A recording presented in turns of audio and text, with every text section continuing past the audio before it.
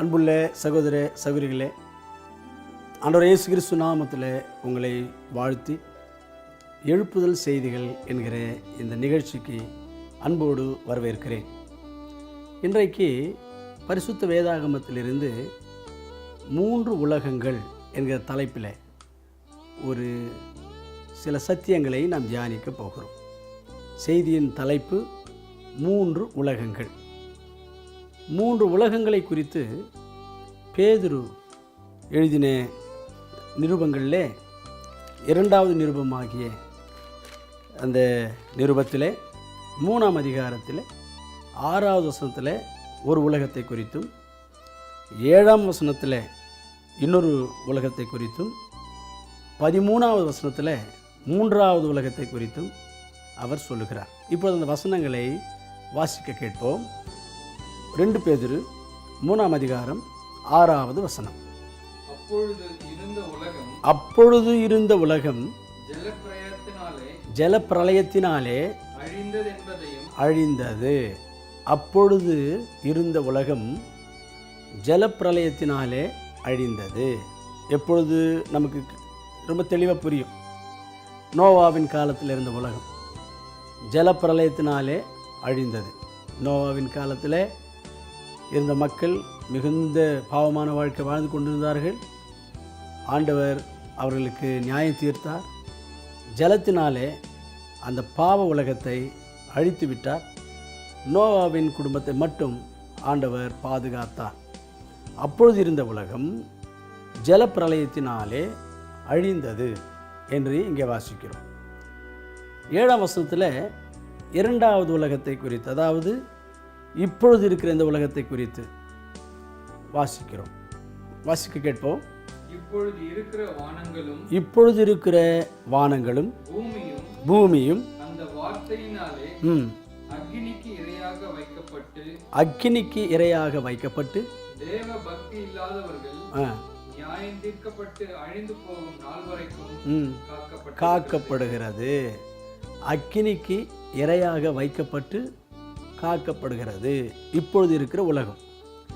இப்பொழுது இருக்கிற உலகம் அக்கினிக்கு இரையாகத்தக்கதாக காக்கப்பட்டு இருக்கிறது. அதாவது இப்போ இருக்கிற இந்த உலகம் அக்கினாலே அழிய போகிறது. அதுக்காக காக்கப்பட்டிருக்கிறது, வைக்கப்பட்டிருக்கிறது என்று இங்கே வாசிக்கிறோம். இந்த உலகத்தை ஆண்டவர் அக்கினினாலே அழிக்கப் போகிறார், அல்லது அக்கினினாலே இந்த உலகம் அழியப் போகிறது என்று அங்கே இதே அதிகாரத்தில் 10ஆம் வசனத்தில் வாசிப்போமானால் கொஞ்சம் தெளிவாக நாம் புரிந்து கொள்ளலாம். வாசிக்க கேட்போம். கர்த்தருடைய நாள் அப்பொழுது வானங்கள் மடமடவென்று அகன்று போகும், பூதங்கள் வெந்து உருகி போகும், பூமியும் அதிலுள்ள கிரியைகளும் எரிந்து அழிந்து போகும். அக்கினினாலே எரிந்து அழிந்து போகிற ஒரு உலகமாக இது காக்கப்பட்டு இருக்கிறது. ஸோ இப்பொழுது இருக்கிற இந்த உலகம் அக்கினினாலே அழிக்கப்படும் என்று இங்கே வாசிக்கிறோம். இதே வசனத்தை, இதே விஷயத்தை பழைய ஏற்பாட்டு தீர்க்கதரிசிகளும் சொல்லியிருக்கிறார்கள். உதாரணத்துக்கு மீகா தீர்க்கதரிசி 1ஆம் அதிகாரத்தில் 4வது வசனத்தில் சொல்லியிருக்கிறார். மற்றும் அதையும் வாசிக்க கேட்போம். மீகா 1ஆம் அதிகாரம் 4வது வசனம். அது மட்டும் இல்லாமல் வெளிப்படுத்தின விசேஷத்தில் 8ஆம் அதிகாரம் 7ஆம் வசனத்திலேயும் கூட நாம் இதை வாசிக்க முடியும். ஆகவே இப்படியாக இந்த உலகம் அக்கினிக்காக அல்லது அக்கினினாலே அழிக்கப்படத்தக்கதாக வைக்கப்பட்டு காக்கப்பட்டு வருகிறது. 3வது உலகத்தை குறித்து பேதுரு 2வது நிருபத்தில், அதாவது 2 பேதுரு 3ஆம் அதிகாரம் 13ஆம் வசனத்தில் சொல்லியிருக்கிறார். அதை நாம் வாசிப்போமாக. அவருடைய வாக்குத்தத்தத்தின்படியே நீதி வாசமாயிருக்கும் புதிய வானங்களும் புதிய புதிய பூமியும் உண்டாகும் என்று காத்திருக்கிறோம். உண்டாகும் என்று காத்திருக்கிறோம். புதிய வானமும் புதிய பூமியும் உண்டாகும் என்று காத்திருக்கிறோம். அதில் நீதிதான் வாசம் பண்ணும் என்று பேதுரு இங்கே சொல்லுகிறதை நாம் கவனிக்கிறோம். அப்படியானால் அந்த மூணாவது உலகம் என்று சொல்லப்படுகிற இந்த பரலோக ராஜ்யத்திலே நீதிதான் வசிக்க முடியும் அல்லது நீதிமான்கள் தான் அதில் குடிக்கொள்ள முடியும், அதில் பிரவேசிக்க முடியும் என்று இங்கே நாம் புரிந்து கொள்ளுகிறோம். இதை தான் மத்தேயு சுவிசேஷம் 5ஆம் அதிகாரத்தில் 20ஆம் வசனத்திலேயும் கூட ஆண்டவர் இயேசு கிறிஸ்து உறுதியாய் இந்த சத்தியத்தை உறுதிப்படுத்தி இருக்கிறார். மத்தேயு 5ஆம் அதிகாரம் 20வது வசனம் வாசிக்க கேட்போம். வேதபாரகர் பரிசேயர்கள் என்பவர்களுடைய நீதியிலும் உங்களுடைய நீதி அதிகமாயிராவிட்டால் பரலோக ராஜ்யத்தில் பிரவேசிக்க மாட்டீர்கள் என்று உங்களுக்கு சொல்லுகிறேன் என்று ஆண்டவர் இயேசு கிறிஸ்து மலை பிரசங்கத்தில் சொன்னார். அப்படியானால் அந்த பரலோக ராஜ்யத்தில் பிரவேசிக்க வேண்டுமானால் நீதியாய் வாழ வேண்டும். அதையும் ஆண்டவர் இயேசு கிறிஸ்து இந்த வேதபாரகர்கள் பரிசேயர்களுடைய நீதியை சொல்லி அதோடு கூட ஒப்பிட்டு அவர்களுடைய நீதியை விட உங்களுடைய நீதி அதிகமாக இருக்க வேண்டும், இல்லாவிட்டால் பரலோக ராஜ்யத்தில் நீங்கள் பிரவேசிக்க மாட்டீர்கள் என்று சொல்லுகிறார். ஆக அருமையான சகோதரனே சகோதரி, இப்பொழுது பரலோக ராஜ்யத்திலே நாம் பிரவேசிக்க வேண்டுமானால் அல்லது பரலோக ராஜ்யத்தை நாம் சுதந்திரித்து கொள்ள வேண்டுமானால் நாம் நீதியாய் வாழ வேண்டும். எப்பேற்பட்ட நீதி? பரிசேயர்கள் வேதபாரர்களை விட மிஞ்சின நீதி நம்முடைய வாழ்க்கையில் காணப்பட வேண்டும். அப்போது அவர்களுடைய நீதி எப்படிப்பட்டது என்று நாம் புரிந்து கொண்டால்தான் அதைவிட சிறந்த நீதிமான்களாய் நாம் விளங்க முடியும், வாழ முடியும். இப்பொழுது அந்த பரிசேயர்களுடைய நீதி எப்படிப்பட்டது என்று ஒரு 7 காரியங்களை நாம் தியானிக்க போகிறோம். அந்த நீதியோடு கூட நம்முடைய நீதியும் ஒப்பிட்டு பார்க்க போகிறோம். அவர்களை விட நம்முடைய நீதி சிறந்ததாக இருக்கிறதா, குறைந்ததாக இருக்கிறதா என்று நாம் யோசித்து சிந்தித்து நம்முடைய நீதியை சரி செய்து கொண்டு பரலோக ராஜ்யத்திலே பிரவேசிக்க கர்த்தர் நமக்கு கிருபை செய்வாராக. இப்பொழுது பரிசேயருடைய நீதி 7 வகையான நீதிகளை குறித்து நாம் பார்க்க போகிறோம். முதலாவது, இந்த பரிசேயர்களுடைய நீதி எப்படிப்பட்டது என்றால், இவர்கள் தம்முடைய உதடுகளினாலே ஆண்டவரை கனம் பண்ணுவார்கள், மகிமைப்படுத்துவார்கள். ஆனால் அவருடைய இருதயத்தில் ஆண்டவருக்கு இடம் இருக்காது. இதை ஆண்டவர் இயேசு கிறிஸ்து சொல்லும் பொழுது மத்தேயு சுவிசேஷம் 15ஆம் அதிகாரம் 8ஆம் வசனத்தில் சொல்லியிருக்கிறார்.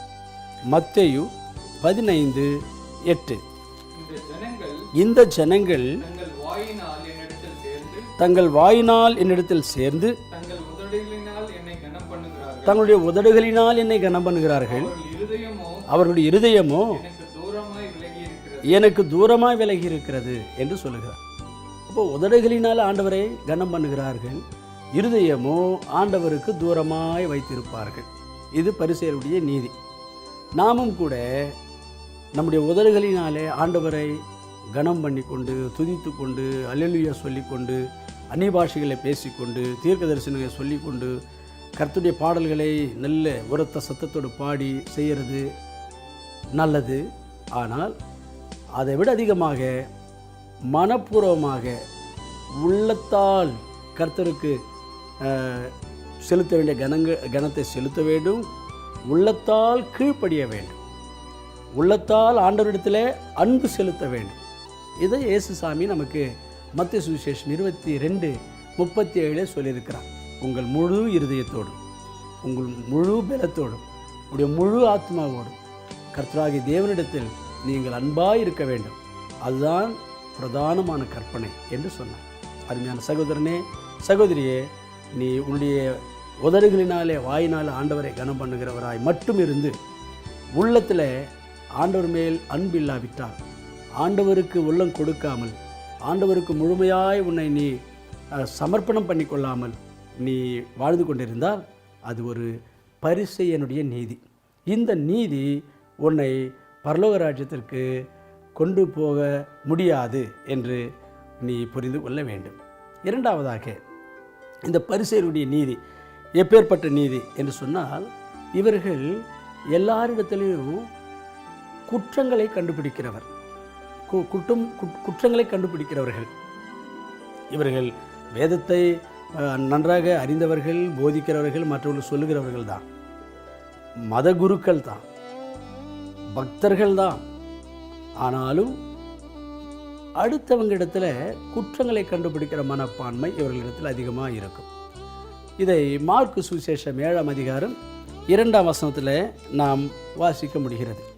இவர்கள் குற்றங்களை கண்டுபிடிக்கிறவர்கள். ஆண்டவர் இயேசு கிறிஸ்துவின் சீஷர்கள் வந்தார்கள், கை அலம்பாமலே சாப்பிட்டார்களாம். இது ஒரு குற்றம் என்று சொல்லி ஆண்டவரிடத்தில் வந்து அதை ஒரு வாக்குவாதம் பண்ணினார்கள். ஆகவே குற்றம் கண்டுபிடிக்கிறது, எல்லாரிடத்துலையும் குற்றம் கண்டுபிடிக்கிறது, இது அவருடைய நீதி. இது வெளிப்படுத்தல் 12:20 நாம் 12:10 நாம் வாசிப்போமானால், வெளிப்படுத்தல் 12:10 இந்த குற்றங்களை கண்டுபிடிக்கிற ஒரு மனப்பான்மை, சிந்தை பிசாசுடைய சிந்தை, அது சாத்தானுடைய சுபாவம் என்று அங்கே நாம் புரிந்து கொள்ள முடிகிறது. ஆகவே நமக்கு ஆண்டவர் இயேசு கிறிஸ்து சொன்னது என்ன? மத்தேயு சுவிசேஷம் 7ஆம் அதிகாரத்தில், உங்களுடைய கண்களில் இருக்கிற உத்திரத்தை நீ பாரு, அடுத்தவங்களிடத்தில் இருக்கிற துரும்பை நீ பார்க்க வேண்டாம் என்று சொல்லி கொடுத்தார். ஆகவே நாம் நம்முடைய குறைகளை மட்டும்தான் பார்க்க வேண்டும். நம்மிடத்தில் இன்னும் என்ன குறை இருக்குது, என்ன குற்றம் இருக்குது, அதை பார்த்து கொண்டு அது சரி செய்து கொண்டால் போதும். மற்றவரிடத்தில் குற்றங்களை கண்டுபிடித்து அதை பெரிதாக்குவது நமக்கு நல்லதல்ல. மீரியாம் என்கிற மோசேனுடைய அக்கா இப்படி தான் செய்தார். மோசேனிடத்தில் ஒரு சின்ன என்ன ஒன்று பண்ணிட்டாருன்னு சொல்லி அதை ஒன்று பெருசாக்கி அது குற்றம் கண்டுபிடிச்சி அவருக்கு விரோதமாக பேசி கடைசியில் அந்த அம்மாவுக்கு குஷ்டரோகம் வந்தது என்று சொல்லி நாம் இங்கே என்னாகமத்தில் 12ஆம் அதிகாரத்தில் 1லிருந்து 10ஆம் வசனத்தில் வாசிக்கிறோம். 10ஆம் வசனத்தில் குறிப்பாக அதை நம்ம பார்க்குறோம். ஆகவே மற்றொருத்தில் குற்றம் கண்டுபிடிப்பது நமக்கு தேவையில்லாத விஷயம், அது நமக்கு ஆசீர்வாதம் அல்ல. அதனால் நமக்கு நஷ்டமும் கஷ்டமும் கடவுளுடைய கோபம்தான் வரும். நமக்கு ஆண்டவர் என்ன சொல்லியிருக்கிறார்? உங்களுடைய விசுவாசத்தை துவக்கினவரும் முடிக்கிறவருமாகிய இயேசுவையே பாருங்கள், அவரையே பார்த்து கொண்டு பொறுமையாய் போங்க, மற்ற யாருடைய குற்றங்களையும் குறைகளையும் நீங்கள் பார்க்க வேண்டாம் என்று சொல்லியிருக்கிறார். ஆகவே நாம் யாரிடத்திலையும் குற்றம் கண்டுபிடிக்காதபடிக்கு நம்முடைய குறைகளை குற்றங்களை பார்த்து கொண்டே நாம் முன்னேறி செல்ல கர்த்தர் நமக்கு கிருபை செய்வாராக. மூன்றாவதாக, இந்த பரிசேயர்களுடைய நீதியை குறித்து நாம் பார்க்கும் பொழுது, பரிசேயர்கள் அவர்களுக்கு இருக்கிற அந்த பக்தி வாழ்க்கையை மற்றவருடைய பக்தி வாழ்க்கையோடு கூட ஒப்பிட்டு பார்ப்பார்கள். ஒப்பிட்டு பார்த்து அவர்களை விட நாங்கள் தான் சிறந்தவர்கள், நாங்கள் எவ்வளோ உயர்ந்தவர்கள், எங்களுடைய பக்தி நல்ல ஒரு உண்மையான பக்தி, இப்படியெல்லாம் தங்களை நினைத்து கொண்டு இருப்பார்கள். இதை நாம் லூக்கா சுவிசேஷத்தில் படிக்கிறோம். 18ஆம் அதிகாரத்தில் ஒரு ஆலயத்தில் ஒரு பரிசேயன் ஜெபம் பண்ணி கொண்டிருக்கிறார். ஜெபம் பண்ணுகிற அந்த வேலையில் இன்னொரு பாவியான ஒரு மனிதனும் அங்கே வந்திருந்தான். இவரும் இங்கே ஜெபம் பண்ணி கொண்டிருக்கிறார், அவனும் அங்கே ஜெபம் பண்ணி கொண்டிருந்தான். இவருடைய ஜெபத்தில் இவர் ஆண்டவரை பார்த்து சொல்லுகிறார், ஆண்டவரே, நான் எந்த விதமான அநியாயம் பண்ணுவதில்லை, எந்த பாவம் பண்ணுவதில்லை, எந்த திருடு களவு போன்ற காரியங்களுடைய வாழ்க்கையில் இல்லை. நான் வாரத்தில் 2 நாள் உபவாசம் இருக்கிறேன், என்னுடைய தசமபாகத்தை உண்மையாய் உத்தமமாய் கொண்டு வந்து ஆண்டவருக்கு சமர்ப்பித்து கொண்டிருக்கிறேன் என்று சொல்லி கொண்டு ஜெபம் பண்ணி கொண்டிருந்தார். அந்த பாவி அங்கே ஜெபம் பண்ணி கொண்டிருந்தார்னு சொன்னேனே, அவனை பார்த்து, இந்த மாதிரியான ஒரு பாவி நான் அல்ல, இந்த பாவியை போல நான் அல்ல என்று இவனுடைய பக்தி வாழ்க்கையை அடுத்தவனோடு கூட ஒப்பிட்டு அங்கே ஜெபம் பண்ணினான். அந்த இடத்துல ஆண்டவர் இயேசு கிறிஸ்து என்ன சொன்னார்னா, இவன் நீதிமானே இல்லை என்று சொன்னார். அந்த வசனத்தை நாம் அங்கே லூக்கா சுவிசேஷம் 18ஆம் அதிகாரத்தில் நாம் வாசிப்போமானால், ஆண்டவர் இயேசு கிறிஸ்து அவனை பார்த்து சொன்னார், இவன் நீதிமானே இல்லை. அந்த வசனத்தை வாசிக்க கேட்போம். அவனல்ல, இவனே நீதிமானாக்கப்பட்டவனாய் தன் வீட்டுக்கு திரும்பி போனான் என்று உங்களுக்கு சொல்லுகிறேன் என்று இங்கே 14ஆம் வசனத்தில் நாம் வாசிக்கிறோம். ஆகவே நாம் நம்முடைய பக்தி வாழ்க்கை அடுத்தவர்களோடு ஒப்பிடக்கூடாது, அடுத்தவர்களோடு ஒப்பிடக்கூடாது. இது பரிசேயருடைய நீதி. இன்றைக்கி நிறைய பேர் நாங்கள் எவ்வளோ பெட்டர், அவங்கள மாதிரியெல்லாம் நாங்கள் இல்லை, அவங்கெல்லாம் சினிமாலாம் பார்க்குறாங்க, நாங்கள்லாம் வெறும் சீரியல் மட்டும்தான் பார்க்குறோம், நாங்கள் எவ்வளோ பெட்டர், அவங்கெல்லாம் சிகரெட் குடிக்கிறாங்க, தண்ணி அடிக்கிறாங்க, நாங்கள் அதெல்லாம் செய்கிறதில்ல, சும்மா கொஞ்சம் ஒரு வெத்தலை பாக்கு தான் நாங்கள் போடுறோம். இப்படியெல்லாம் இவங்களுடைய பக்தி வாழ்க்கையை அடுத்தவங்க பக்தி வாழ்க்கையோடு கூட ஒப்பிட்டு சொல்லி அதில் ஒரு திருப்தி அடைகிறாங்க. அருமையானவர்களே, இது ஒரு பரிசேயருடைய நீதி. நம்முடைய பக்தி வாழ்க்கையை யாரோடு ஒப்பிடக்கூடாது. நம்முடைய பக்தி வாழ்க்கையை யாரோடு கூட ஒப்பிடணும் தெரியுங்களா? ஆண்டவர் இயேசு கிறிஸ்துவோடு கூட ஒப்பிடணும். ஆண்டவர் இயேசு கிறிஸ்துவை போல ஒரு ஜப வாழ்க்கை எனக்கு இருக்கிறதா? ஆண்டவர் இயேசு கிறிஸ்துவை போல தேவ ஆலயத்தை குறித்த ஒரு தாகம், ஒரு கரிசனை, வைராக்கியம் எனக்கு இருக்கிறதா? ஆண்டவர் இயேசு கிறிஸ்துவை போல அழிந்து போகிற ஆத்துமாக்களை குறித்து ஒரு பாரம் எனக்கு இருக்கிறதா? மக்கள் மீது நான் அன்பாக இருக்கிறேன்னா? ஆண்டவர் இயேசு கிறிஸ்துவை போல தாழ்மையான ஒரு வாழ்க்கை எனக்கு இருக்கிறதா?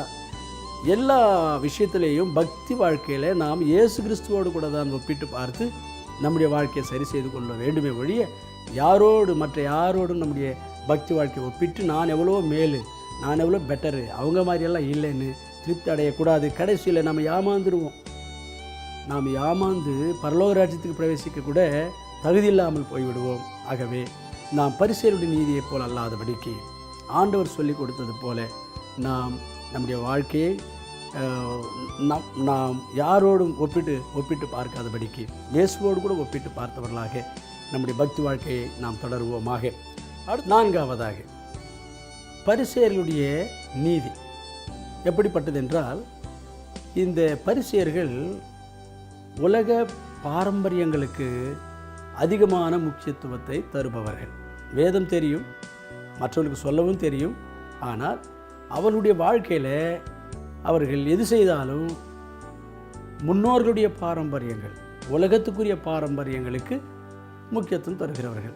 அருமையானவர்களே, இப்படிப்பட்ட உலகத்தினுடைய பாரம்பரியங்களுக்கு, முன்னோர்களுடைய பாரம்பரியங்களுக்கு இடம் கொடுக்கிறவர்கள் அல்லது அவைகளை கை கொள்ளுகிறவர்கள் எல்லாம் அதை குறித்து அவைகளெல்லாம் வீணான காரியங்கள் என்று 1 பேதுரு 1:18 வாசிக்கிறோம். அதனால் அருமையானவர்கள், நம்முடைய வாழ்க்கையில் எந்த முன்னோர்களுடைய பாரம்பரியங்கள் எல்லாம் நாம் கை கொள்ளக்கூடாது. உலகத்தார் செய்கிற பாரம்பரியங்கள்லாம் நம்ம கை கொள்ளக்கூடாது. இன்றைக்கி நிறைய கிறிஸ்துவர்கள் எது செய்தாலும் நம்ம பெரியோர்கள் முன்னோர்கள் எப்படியெல்லாம் சாங்கியங்களை செய்தார்கள், சடங்குகளை செய்தார்கள் என்றெல்லாம் யோசித்து அதை கை கொண்டு அதை தான் செய்கிறாங்களே ஒழிய அவைகளெல்லாம் உலகத்துக்குரிய காரியங்கள், அது ஆண்டவரை பிரியப்படுத்த முடியாது, ஆண்டவர் எல்லாவற்றையும் பார்த்து கொள்வார் என்றெல்லாம் ஒரு விசுவாசத்தோடு செய்கிறதில்லை. இந்த பாரம்பரியம் செய்யலைன்னா, இந்த சடங்கு செய்யலைன்னா அது நமக்கு ஏதாவது நமக்கு ஆயிடுமோ என்று பயப்படுகிறார்கள். ஒரு வீடு கட்டினாலும் கூட வாஸ்துப்படி வீடு கட்டணும் என்று யோசிக்கிறார். எது செய்தாலும் பாரம்பரியங்களுக்கு முக்கியத்துவம் தருவது. நம்முடைய வாழ்க்கையில் இப்படிப்பட்ட பாரம்பரியங்களுக்கும் சடங்குகளுக்கும் சாங்கியங்களுக்கும் இடம் கொடுப்போம் என்று சொன்னால் அது ஒரு பரிசேயர்களுடைய நீதியாக இருக்கும், அது பரலோகத்திற்கு நமக்கு தடையாக இருக்கும் என்பதை உணர்ந்து அவைகளை விட்டுவிட்டு கர்த்தர் பார்த்து கொள்வார். நமக்கு எந்த தீங்கும் வராதபடிக்கு கர்த்தருடைய நாமத்தினால நாம் செய்யும் பொழுது எந்த தீங்கும் வராதபடிக்கு ஆண்டவர் நம்மை பாதுகாத்து கொண்டு நம்மை மகிமைப்படுத்துவார். ஆகவே இப்படிப்பட்ட சாங்கியங்கள் சடங்குகள் செய்கிற பரிசேயர்களுடைய நீதிக்கு விலகி வாழ கர்த்தர் நம் கிருபை செய்வாராக. அடுத்தபடியாக இந்த பரிசேயர்களுடைய நீதி 5ஆவதாக அவருடைய நீதி எப்படிப்பட்டது என்றால், அவர்கள் எங்கே போனாலும் அவர்களுக்கு முக்கியமான ஸ்தானத்தை அவர்கள் எதிர்பார்ப்பார்கள். இதை நாம் மத்தேயு சுவிசேஷத்தில் வாசிக்கிறோம். 23ஆம் அதிகாரத்தில் 6ஆம் வசனம் 7ஆம் வசனம் வாசிப்போமானால், இந்த பரிசேயர்கள் எந்த இடத்துக்கு போனாலும், ஆலயத்துக்கு போனாலும் கூட அவர்களுடைய மனநிலை எப்படிப்பட்டது என்று கொஞ்சம் யோசித்து அந்த வசனத்தை நம்ம பார்க்கலாம். பாருங்கள், மத்தேயு 23 6ஆம் வசனம் 7ஆம் வசனம். விருந்துகளில் முதன்மையான இடங்களையும் ஜெபாலயங்களிலும் முதன்மையான ஆசனங்களையும் சந்தை வெளிகளில் சந்தை வெளிகளில் வந்தனங்களையும் மனுஷரால் ரப்பி ரப்பி என்றும் போதகர்கள் என்றும் அழைக்கப்படுவதையும் விரும்புகிறார்கள். இதுதான் அவங்களுடைய நீதி. எங்கே போனாலும் அவர்கள் பெரியவர்கள், அவர்கள் உன்னதமானவர்கள், அவர்கள் மதிக்கத்தக்கவர்கள், அவர்கள் கௌரவிக்கப்படத்தக்கவர்கள் என்று அவர்களை குறித்து சமுதாயத்தில் எல்லாரும் அந்த கண்ணோட்டத்தோடு அவர்களை பார்க்கணும், மதிக்கணும் என்றெல்லாம் இங்கே பரிசேயர்கள் எதிர்பார்ப்பார்கள். அதே போல சிந்தை நமக்கு இருக்கும் என்றால் இது பரிசேயருடைய நீதி. இன்றைக்கு சபைகளில் இதுதான் பிரச்சனை. எங்களுடைய படிப்பு என்ன, எங்களுடைய அந்தஸ்து என்ன, எங்களுடைய குடும்பத்தினுடைய பேக்ரவுண்ட் என்ன, எங்களுடைய ஸ்தானம் என்ன, சமுதாயத்தில் நாங்கள் எப்படிப்பட்டவங்களாக இருக்கிறோம், எங்களுக்கு உரிய கௌரவம் இங்கே திருச்சபையில் கொடுக்கப்பட வேண்டும், உரிய ஸ்தானம் எனக்கு கொடுக்கப்பட வேண்டும், பதவி எனக்கு கொடுக்கப்பட வேண்டும் என்று அதுக்காக பிரச்சனைகளை பண்ணுகிறது. இது ஒரு பரிசேயருடைய நீதி. அது பரலோகத்தை தடை செய்கிற ஒரு நீதி. ஆகவே இப்படிப்பட்ட காரியங்கள் நமக்கு இருக்கக்கூடாது. நாம் எல்லாரும் ஆண்டவர் நம்மை எதிர்பார்க்கிறது. நாம் எல்லாரும் ஆண்டவருடைய பண்ணையில் வேலை செய்கிறவர்களாய், ஊழியம் செய்கிறவர்களாய் காணப்பட வேண்டுமே ஒழிய ஆளுகை செய்கிறவர்களாய் இருக்க ஆசைப்படக்கூடாது. அப்படிப்பட்ட கிருபை கர்த்தர் நமக்கு அருள்வாராக. ஆறாவதாக, இந்த பரிசேயருடைய நீதி என்று சொன்னால் அவர்கள் வெளிரங்கமாய் மிகவும் சுத்தமாக இருப்பார்கள். இருதயத்தில் பலவிதமான பாவங்கள் இருக்கும். வெளிரங்கமாக வெளி தோற்றத்தை பார்க்கும் பொழுதே அவர்கள் ஒரு பெரிய பரிசுத்தவான்களைப் போல காட்சி அளிப்பார்கள். ஆனால் இருதயம் மிகுந்த பாவத்தினால் நிறைந்திருக்கும். இதை தான் ஆண்டவர் இயேசு கிறிஸ்து இவர்களை குறித்து சொல்லும் பொழுது மத்திய சுவிசேஷத்தில் 23ஆம் அதிகாரத்தில் 27ஆம் வசனத்தில் சொல்லியிருக்கிறார். அந்த வாசனத்தை வாசிக்கலாம். மாயக்காரராகிய வேதபாரகரே, பரிசேயரே, உங்களுக்கு ஐயோ. பரிசேயரே, வேதபாரகரே, உங்களுக்கு ஐயோ.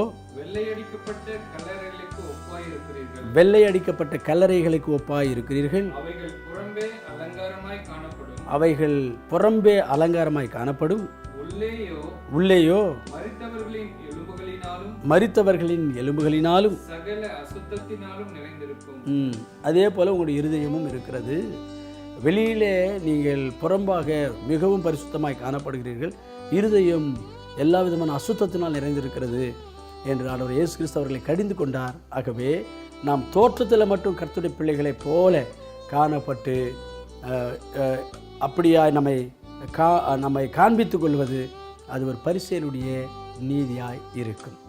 ஆகவே நாம் தோற்றத்தில் அல்ல, முக்கியமாக இருதயத்தில் பரிசுத்தமான ஒரு சிந்தை, வாழ்க்கை, எண்ணம் கொண்டவர்களாக வாழ வேண்டும். கடைசியாக இந்த பரிசேயருடைய நீதி எப்படிப்பட்டது என்றால், இவர்கள் இடத்துக்கேற்ற மாதிரியான வேஷம் போடுகிறவர்கள், வேஷக்காரர்களாக இருந்தார்கள். இப்படி தான் இவர்களை ஆண்டவர் இயேசு கிறிஸ்து மத்திய 23ஆம் அதிகாரத்தில் 14ஆம் வசனம், 25ஆவது வசனம், 27ஆம் வசனம், 29ஆவது வசனம் இதிலெல்லாம் சொல்லியிருக்கார். இவர்கள் வேஷம் போடுகிறவர்கள் என்று சொல்லி, அதனால் அவர்களை ஆண்டவர் கடிந்து கொண்டார். அருமையான கர்த்தருடைய பிள்ளையே, நாமும் கூட வேஷம் போடுகிறவர்களாக இருப்போம் என்று சொன்னார். கர்த்தர் அந்தந்த இடத்துக்கேற்றபடி வேஷம் போடுகிறவர்களை கர்த்தர் அருவருக்கிறார். நாம் இடத்துக்கேற்ற விதத்தில் வேஷம் போடாதபடிக்கு நாம் எந்தெந்த விஷயத்தில் இன்னும் பூரணப்பட வேண்டும் அதுக்காக ஜெபம் பண்ணி கர்த்தரை பிரதிபலிக்கிறவர்களாக நாம் இருக்க வேண்டும். அப்படி கொஞ்சம் கொஞ்சமாய் மாற வேண்டும். இடத்துக்கேற்ற மாதிரியான வேஷம் போடுகிற வேஷக்காரர்களாக இருக்கக்கூடாது. கர்த்தர் எப்பேற்பட்ட பாவியை ஆகிலும் நேசிப்பார ஒழிய வேஷம் போடுகிறவர்களை கர்த்தர் அருவருக்கிறார். ஆகவே நாம் வேஷம் போடுகிறவர்களாக இருக்காதபடிக்கு நாம் ஒரு உண்மையும் உத்தமமான கர்த்தருடைய பிள்ளைகளாய், கர்த்தரை பிரதிபலிக்கிற கர்த்தருடைய பிள்ளைகளாய் ஜீவிக்க கர்த்தர் நமக்கு கிருபை செய்வாராக. பரலோக ராஜ்யத்துக்காக நாம் காத்து கொண்டிருக்கிறோம். பரிசேயருடைய நீதியை நம்முடைய சிந்தையில் வைத்துக் கொள்வோம். அப்படிப்பட்ட ஒரு நீதி அல்ல, அவர்களை விட சிறந்த நீதியோடு வாழ்ந்து பரலோக ராஜ்யத்தை சுதந்திரித்துக் கொள்ள கர்த்தர் நமக்கு கிருபை செய்வாராக. ஜெபம் செய்வோம். பரலோகத்தின் பிதாவே, 3 உலகங்களை குறித்து நாங்கள் தியானம் பண்ணினோம். அந்த 3ஆம் உலகம் என்று சொல்லப்படுகிற பரலோக ராஜ்யத்திலே நாங்கள் பிரவேசிக்க வேண்டுமானால் பரிசேயருடைய நீதியை விட எங்களுடைய நீதி அதிகரித்து இருக்க வேண்டும், சிறந்திருக்க வேண்டும் என்று நீ சொன்னீர். அது பரிசேயருடைய நீதி எப்படிப்பட்டது, எங்களுடைய நீதி எப்படி இருக்க வேண்டும் என்று இன்றைக்கு நாம் கற்றுக்கொண்டோம். உமக்கு உகந்த உம்முடைய வேதம் சொல்லுகிற அந்த நீதியின்படி நாங்கள் ஜீவித்து நீதி வசிக்கிற அந்த பரலோக ராஜ்யத்தை சுதந்திரத்துக் கொள்ள எங்கள் கிருபை செய்வீராக. இயேசு கிறிஸ்து நாமத்தில் ஜெபிக்கிறோம் நல்ல பிதாவே, ஆமேன். இந்த நிகழ்ச்சி உங்களுக்கு பிரயோஜனமாகவும் பக்தி விருத்தியாகவும் ஆசீர்வாதமாகவும் இருந்திருக்கும் என்று நம்புகிறோம். நீங்கள் பெற்ற நன்மைகளையும் ஆசீர்வாதங்களையும் எங்களோடு கூட பகிர்ந்து கொள்ள மறக்காதீர்கள். நாங்கள் எழுப்புதல் செய்திகள் என்கிற ஒரு மாத இதழை வெளியிடுகிறோம். அது உங்களுக்கு தேவையானால் எங்களோடு தொடர்பு கொள்ளலாம்.